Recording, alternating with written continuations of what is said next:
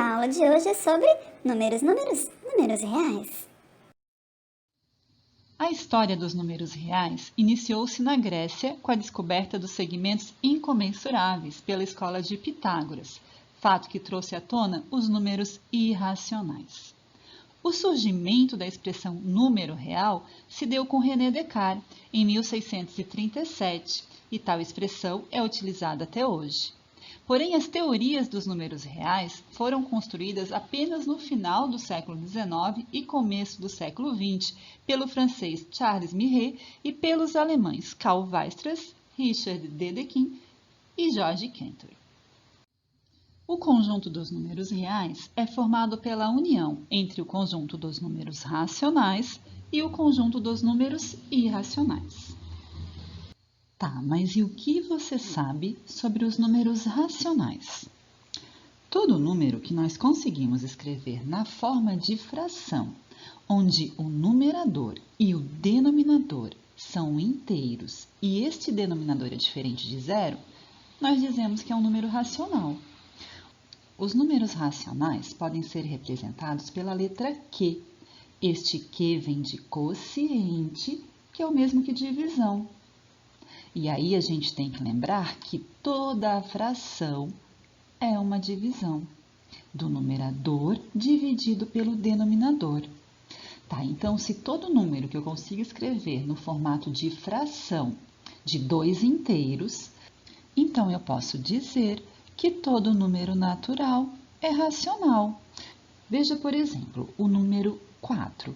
O número 4 nós podemos escrever na forma da fração 4 sobre 1, que é o mesmo que 4 dividido por 1, que é 4.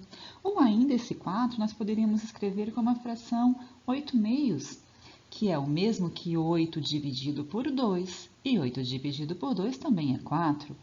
Ou ainda o número natural 9, que podemos escrever na forma da fração 9 sobre 1, e 9 dividido por 1 é 9. Ou ainda esse 9 poderia ser 18 meios, porque 18 dividido por 2 também é 9. Então, se todo número natural eu consigo escrever na forma de fração e eu digo que ele é racional, então todo número inteiro eu também consigo escrever na forma de fração, porque os números inteiros nada mais são do que os naturais, que são os positivos e o zero, e aqui os negativos. Então, por exemplo, o número menos 5 é o mesmo que menos 5 sobre 1. E menos 5 dividido para 1 é menos 5. Ou ainda poderia escrevê-lo como menos 25 quintos. E menos 25 dividido para 5 é menos 5. Ou, por exemplo, o número menos 2, que é o mesmo que menos 10 quintos, que é o mesmo que menos 20 décimos, e menos 20 dividido para 10 é menos 2. Ainda eu posso dizer que é racional todo número decimal finito, pois todo número decimal finito eu também consigo escrevê-lo na forma de fração. Por exemplo, o número 5 décimos, o número 0,5, o número 0,5, eu posso escrevê-lo como 5 décimos e 5 dividido para 10 é 0,5. Ou ainda o número menos 25 centésimos. O menos 0,25, eu consigo escrevê-lo como menos 25 centésimos e menos 25 dividido para 100 é menos 0,25. Ou ainda o número 1,2, o número 1,2 é o mesmo que 12 décimos e 12 dividido para 10 é 1,2. E ainda posso também dizer que é racional toda dízima periódica. O que é uma dízima periódica? Dízima periódica é um número decimal infinito, onde eu tenho sempre repetindo um período, sempre repetindo um número. Então, aqui, por exemplo, o 0,3333 e assim por diante.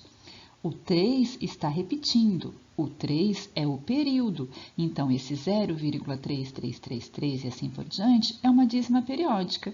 E essa dízima periódica eu posso escrevê-lo no formato de fração 3 nonos, pois 3 dividido para 9 é a dízima periódica 0,3333 e assim por diante. A dízima periódica 0,2727, infinitamente.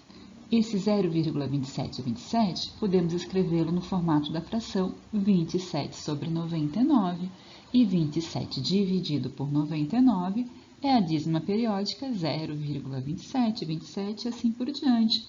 Ou ainda o número 0,185, 185 infinitamente.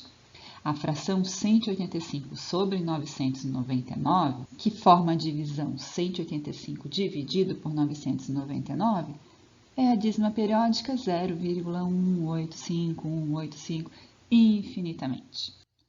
Bom, nós vimos que o conjunto dos números reais é formado pela união entre os números racionais e os irracionais. Nós acabamos de ver quem são os números que formam o conjunto dos números racionais. Mas você sabe qual é a diferença entre os racionais e os irracionais? Bom, os racionais são todos os números que podem ser escritos no formato de fração de dois inteiros. Então, se os racionais são isso, os irracionais são todos os números que nós não conseguimos escrever na forma de fração de dois inteiros. Os irracionais são representados pela letra I. Bom, mas quem são esses números que nós não conseguimos escrever no formato de fração de dois inteiros? Esses números são todos os decimais infinitos não periódicos. Então, por exemplo, o número 3,84217 infinitamente. Nós temos aqui um decimal infinito, onde nós não temos um período, onde nós não temos um número repetindo. Eu nunca sei quem vem depois. Nós temos ali o 3,8, depois veio o 4, depois veio o 2, depois veio o 1, depois veio o 7. Eu não sei quem é o próximo. Então, os irracionais são todos os decimais infinitos não periódicos, que não possuem um período, um número repetindo. O raiz de 2 também é um número irracional, pois o número raiz de 2 é o mesmo que 1,4, 1, 4, 2, 1, 3, 5, 6, infinitamente. Não sabemos quem vem depois, não tem um período repetindo, é um decimal infinito não periódico, é um número irracional. Um número muito conhecido de vocês é o número 3,14159265 e assim por diante. Alguém lembra? Que número é esse? Como é que a gente chama esse número? Nós chamamos esse número de número π, representamos pela letra π.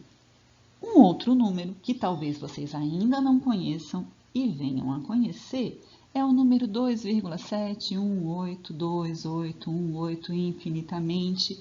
Esse número nós representamos pela letra E, é o número de Euler, que quem ainda não conhece ainda vai conhecer.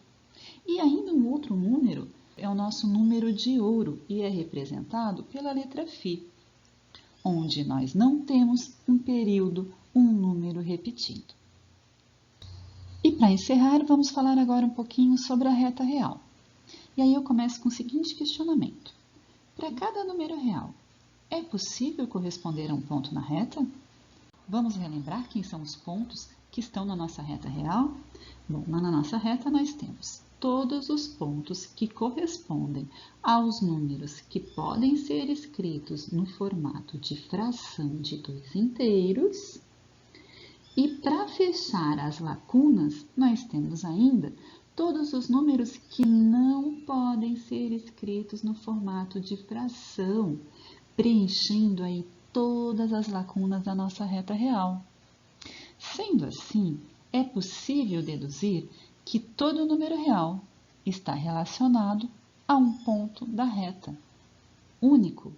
É como se cada número tivesse um endereço para chegar, e esse endereço corresponde a um ponto na reta. Bom, então aqui para encerrar, é preciso que fique claro nessa aula que o conjunto dos números reais é formado pela união entre os racionais com os irracionais.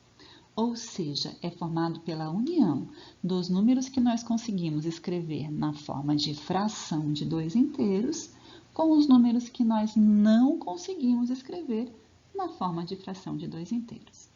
Ok? Então, até a próxima aula. Por hoje era isso que tínhamos que aprender.